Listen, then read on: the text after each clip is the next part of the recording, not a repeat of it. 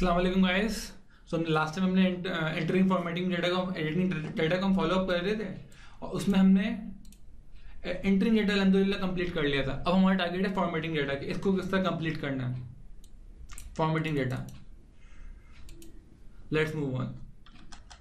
Formatting data, इसमें हम क्या क्या पढ़ेंगे, फॉर्मेटिंग डेटा में क्या क्या बता रहा है, क्या क्या हेल्पलाइन है, वो हमें समझने की जरूरत है।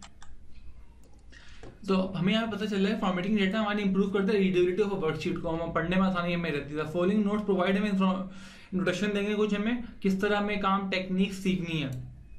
नंबर 1 सेल बॉर्डर, कि हम किस तरह बॉर्डर एक्सेल में बना सकते हैं और बहुत सारे तरीके कार हैं। चलिए एक्सेल पे चलते हैं वापस। ये हमारा एक्सेल है। अब यहाँ थोड़ा स्टार्ट करते हैं। बॉर्डर, इस इतनी जगह पर हमें बॉर्डर चाहिए फॉर एग्जांपल, तो मैं क्या जाऊंगा होम पे क्या जाऊंगा फॉन्ट पे आपको डिब्बा दिख रहा होगा, ये बॉर्डर है, इसको दबाऊंगा बॉर्डर बन गया। सिंपल है, सिंपल। इसमें इसके अलावा कुछ नहीं बोला, जितना आप चाह रहे हैं बॉर्डर। और आप चाह रहे हैं कि पूरी की पूरी कॉलम हो, कॉलम को दबाया, कॉलम को हमने बॉर्डर बना दिया। आप चाह रहे हैं कि पूरी की पूरी रो बॉर्डर हो, रो को दबाया, रो को बॉर्डर बना दिया।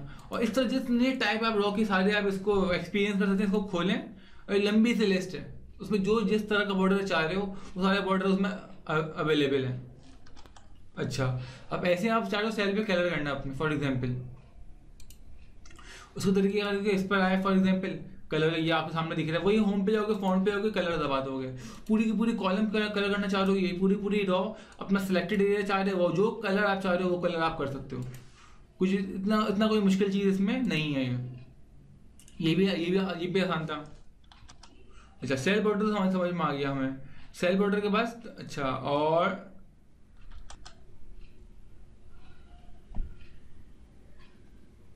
सेल कलरिंग में हमने कर लिया, अभी मैंने सिखाई किस तरह करते हैं। उसके बाद आती है टेक्स्ट कलरिंग। टेक्स्ट कलर मतलब जो तुम लिख रहे हो, जो तुम लिखना चाह रहे हो, उसको किस तरह कलर करना है, उस पर भी आ जाते हैं।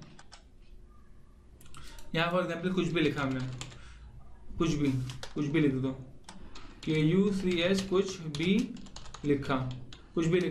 इसका कलरिंग चाह रहा हूं मैं, क्या किया हो, कंट्रोल, अच्छा पहले से सिलेक्ट कर लो इसे और फिर इस पे कलरिंग पे। अब देखो कलर चेंज हो रहा है पूरा, जो आप कलर चाह रहे हो वो कलर होगा। मैंने सिलेक्ट इतना किया इसलिए मैं पूरा सिलेक्ट करूंगा, पूरे पे होगा। ये इतना कोई हाई फाई चीज नहीं है, ये समझ में आ गया। अब टेक्स्ट कलरिंग के बाद हम परसू करेंगे किस तरफ। अच्छा, अब टेक्स्ट कलरिंग में हम किस तरफ परसू कर रहे हैं। अच्छा, टेक्स्ट कलरिंग हमारी हो गई। उसके आगे हमारा टॉपिक आता है टेक्स्ट अलाइनमेंट। ये अलाइनमेंट क्या है, ये बहुत काम की चीज समझने की चीज। आप डाटा लिख रहे हो, किस तरह लिखना चाह रहे हो, सीधे हाथ पे, बीच में, उल्टे हाथ पे, किस तरह चाह रहे हो, वो है समझना। उसे तो हम करेंगे नहीं, समझ में हमें आएगा नहीं। चलते हैं वापस एक्सेल की तरफ। मिसाल के तौर पर मैंने यहाँ पे लिखा ABC लिखा मैंने। अब मैं इसको अलाइनमेंट चाह रहा हूँ, तो ये लिखा हुआ अलाइनमेंट। अब मैं ABC मैंने पहले लिखने के बाद सेल पे क्लिक किया, ये अलाइनमेंट का ऑप्शन आ रहा है। अभी ऑलरेडी यहाँ पे लिखा हुआ है, लेफ्ट पे है, मैं चाह रहा हूँ बीच में आ जाए, बीच वाले में बीच में आ गया। राइट चाह रहा हूँ राइट आ जाए। ऐसे में इसको मैं घुमाना चाहूँ, रोटेशन, तो बहुत सारे ऑप्शन हैं आपके पास। फॉर एग्जाम्पल मैंने चाह रहा हूँ क्लॉकवाइज घूम जाए, तो क्लॉकवाइज घूम जाएगा। सो सिंपल ईजी, बहुत ईजी है ये भी। अच्छा, अब अलाइनमेंट तो थोड़ा समझ गए।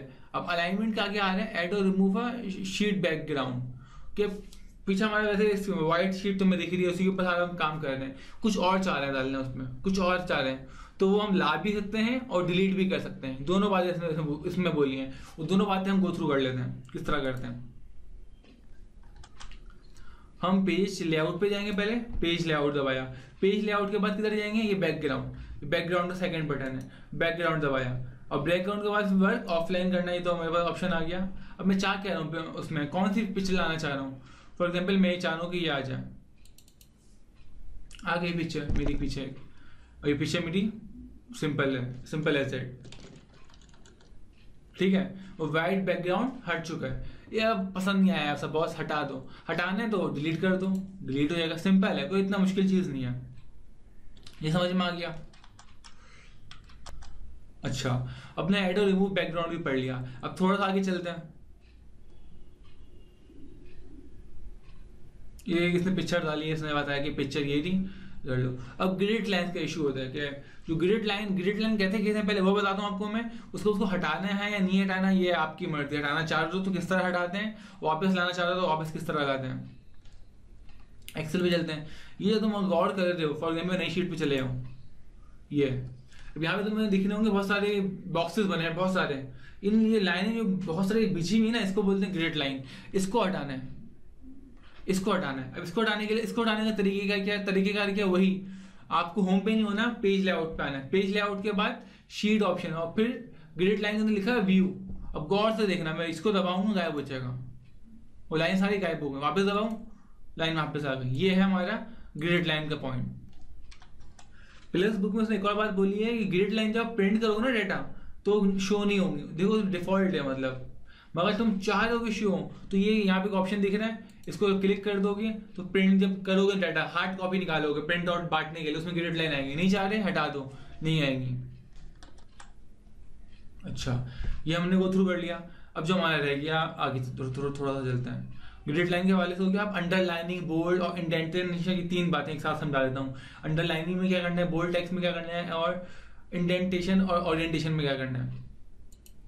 ये टेक्स्ट लिखा हुआ है, इसको अंडरलाइन करना चाह रहे हो, ठीक है। इसको अंडरलाइन करने का तरीका क्या है, या तो आप होम पे चले आओ और अंडरलाइन का ऑप्शन है वो दबा दो, सिंपल। या फिर इसका ऑप्शन आता है कंट्रोल यू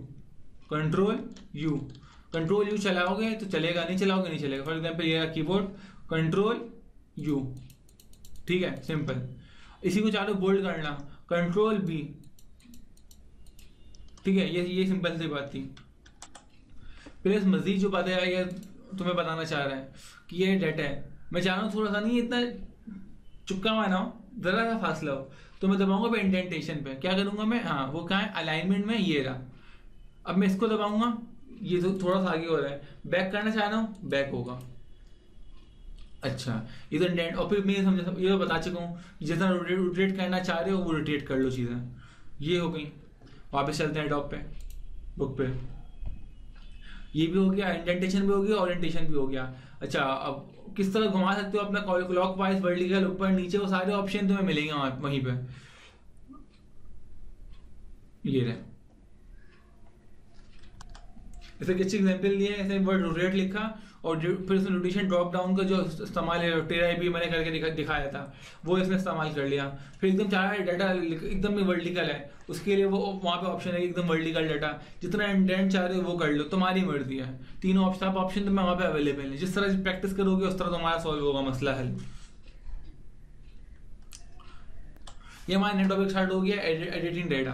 अल्लाह का शुक्र है इस वाले टॉपिक ने बहुत कम टाइम लिया था, हमने कवर अप कर लिया है। तो इन चीज़ों की प्रैक्टिस करो वापस जाके।